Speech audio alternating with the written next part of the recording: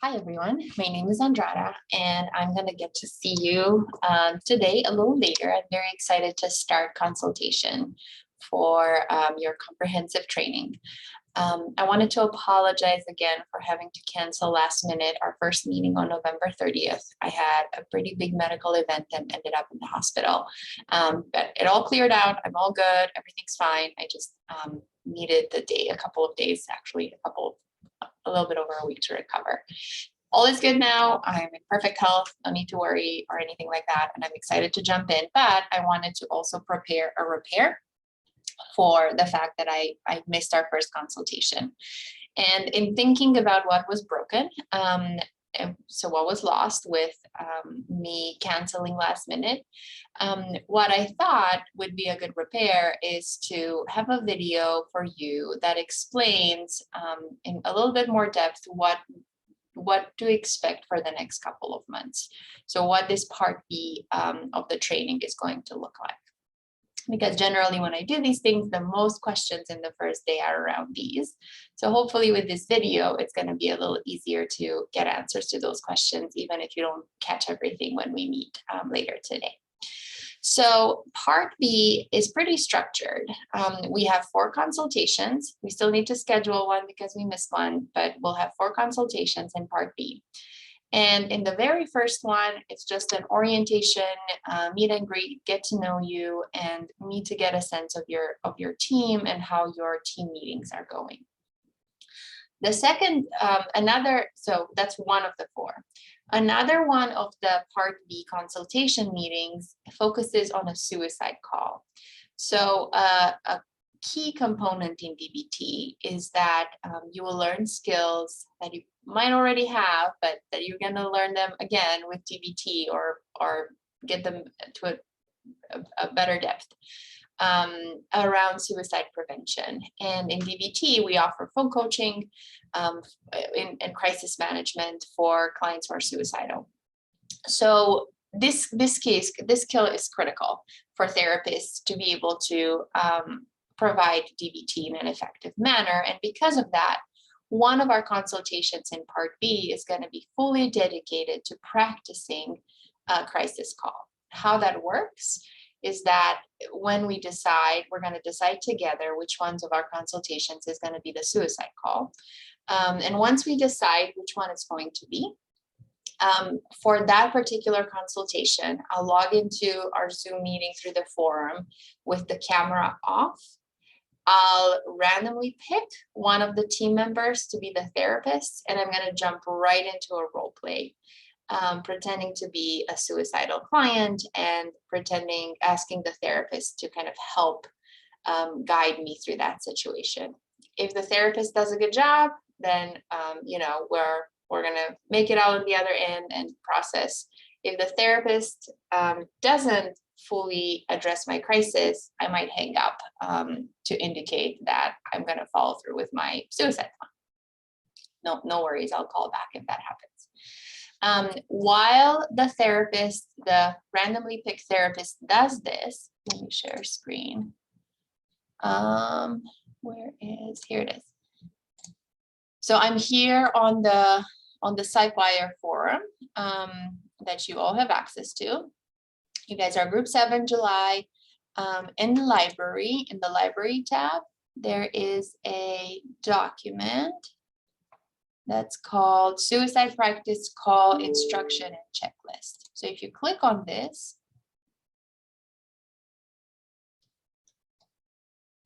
zoom it up a little bit, it kind of describes what to expect. And then it also has a checklist to go through during the call. So while one of the therapists and I role play, the other therapists are going to be asked to use this checklist to kind of follow along and see what elements of the crisis protocol in DBT the therapist who's actively role playing is engaging in and what is left out. In DBT, we always expect something to be left out. So this is just practice in identifying what's there and what is left out. So once we're done with the call, we're going to stop the role play. We're going to do some debriefing. We'll go through this form together. And then once once I hang up, the expectation is that your guys' team won't end. So for that particular call, you'll have to plan for more than an hour.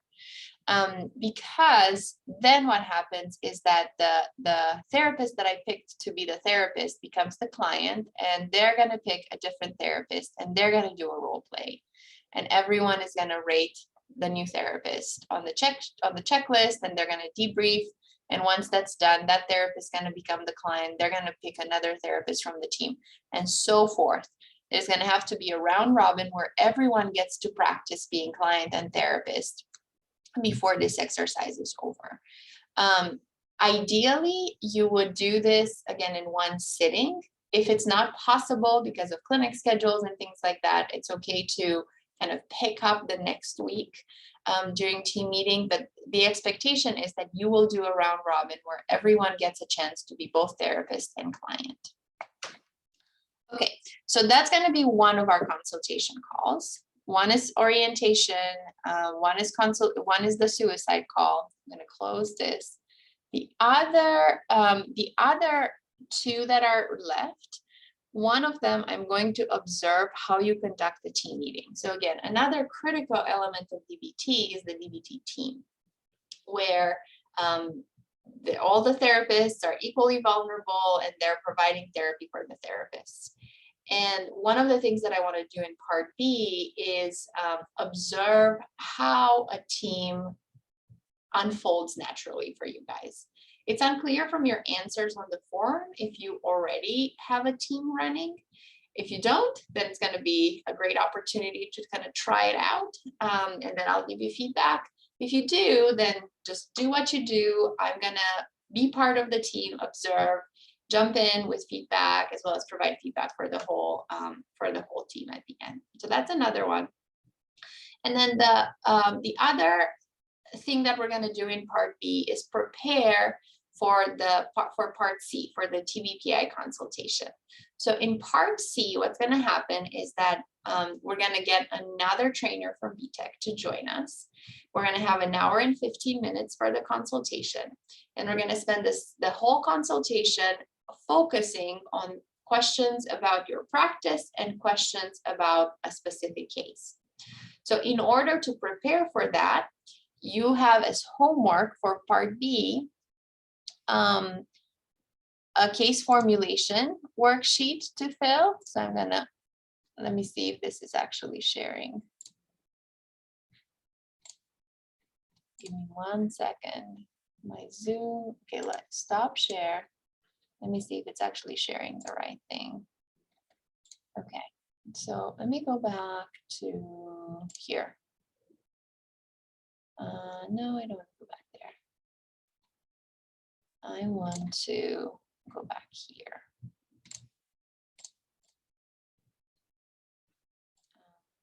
One more time. Screen 2. No, screen 1. Screen 1 is this one. Okay, I'm going to share my screen. So we're back in the library, and you'll see here the forms that you're going to have to fill in. So where it says team-based practice improvement, that's what TBPI stands for.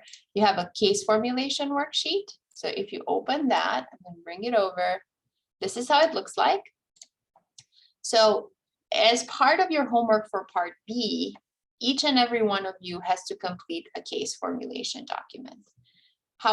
And that is your homework to do on your own. For us together as part of the consultation, as a group, you'll have to fill in a DBT case formulation worksheet that you'll share with me and you'll share with the other BTEC consultant. And we'll spend that part C hour and 15-minute consultation talking about this particular worksheet. So, so generally what people do is they pick a case, since everyone has to do one of these, like one of the ones that's being done is picked, and then the whole team works on it together to kind of make sure that all the information is there and to make sure that the questions about the case are relevant to the entire team. So I'm going to highlight here that there's this part about consultation questions. You're expected to put 3 to 5 questions here. And that's what the TBPI consultation will focus on. The consultant will answer those questions for you, given the information that you put in the case consultation. One of the biggest mistakes I see being done is that people do their case consultations and then they have no questions. So you want to think about what case consultation to present that reflects the types of questions you have about your clients that potentially could become DBT clients. So you'll have to do this, and you're also going to have to do this one, DBT program team information worksheet. I'm going to open it. I'm going to drag it over. So same thing. This is a worksheet where you're going to talk about your program. You know, who are the team members? What's the information? Are there multiple programs within your program? I don't know, like I saw that you guys do some social anxiety skills and you do some DBT skills. So do you think of those as separate programs? Do you think of those as the same program? What are your inclusion? If you think of those as separate programs, focus on the DBT program for this one. What are your inclusion exclusion criteria? And so forth. You see all the different questions you need to ask. Again, critical is this part where it says consultation questions. You want to come up with at least three questions about your program that you want the consultants to talk about with you. So again, we'll answer those questions based on the information in this form, but you want to think about what questions you have about your program, what could we answer during that consultation to enhance, to kind of enhance your DBT experience or to get you closer to where you want to be, what your goals might be, and so forth. So between now and March 8, when we have the TBPI consultation scheduled, you'll have to fill in these two forms. And again, my apologies that the time frame is a little shorter than it might be for other people. One of our consultation meetings, generally I make that be the last one. It would be great. So if you finish the forms by then and send them to me ahead of time. So I think our last consultation is February 22nd, if I remember correctly. Let me stop share. I think it's February 22nd. February 22nd, yes. So our last consultation is February 22nd. Ideally, you would have these forms completed by February 20th and email them to me. Shannon has my email address. I'll review them, give you some kind of preliminary feedback, send them back to you so you can turn them around for March 8th and have them in tip-top shape so you can benefit the most from the TBPI consultation. This is just a recommendation. You don't have to do this. Most of the teams that I've worked with like the fact that they got some feedback before another consultant was brought in the mix. So, so those are going to be our meetings: orientation, suicide practice call, review the TBPI documents ahead of time, and then observe one of the consultation meetings and give you feedback and participate. Then part C is going to include that TBPI consultation, an hour and 15 minutes, where it's going to be me and another consultant, and we'll focus on the questions on those two documents and answer your questions. The other consultant is going to be the most active as an outside observer, but I'll be there listening in so I can help for the next part.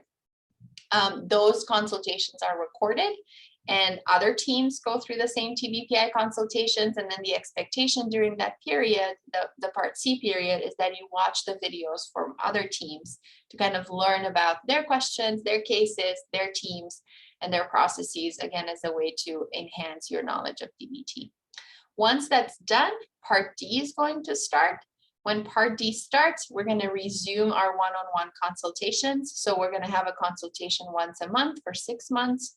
I think all of those are already scheduled, and Shannon has the schedule for those. What we'll do during those consultations is unstructured. So either I'll sit in on a team and participate in the team and offer feedback as needed, or some teams prepare specific questions about their cases or about things they're struggling with, and then we spend time doing that. Or there's or some people want to show me videos and I watch a video of their session and provide feedback, kind of coach them through what to do. There's endless opportunities. If you don't want to prepare anything specific for part D, what ends up happening with most teams is that I sit into their meeting once a month and become one of the team members, and I help answer questions about the team as well as give feedback to the team as a whole, just like we'll do one time during this part B. So hopefully this information is helpful. You can come back to it if at any point things become very confusing. I'm going to share my screen one more time just to go back to that library. Let me close this out.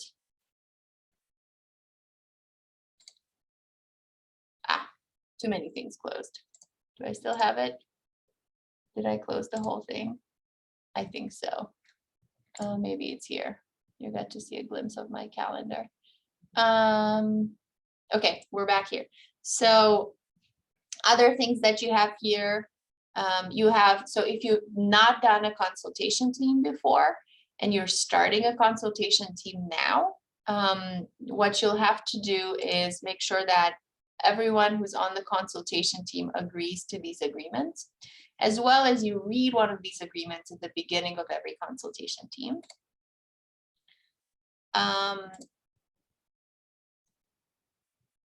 You also have here a document that describes how to run a consultation team, like who are the members, how do you do orientation and commitment for new members. So again, if this is a new team, you're going to want to take some time to pair into groups of 2 and do some commitment sessions with each other, that you agree to be part of a DBT team, that you agree to these commitments that are listed here, and so forth.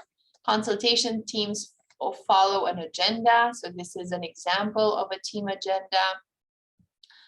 You have here information about the general format, as well as a cheat sheet for the observer. That's also printed nicer with like flowers on it.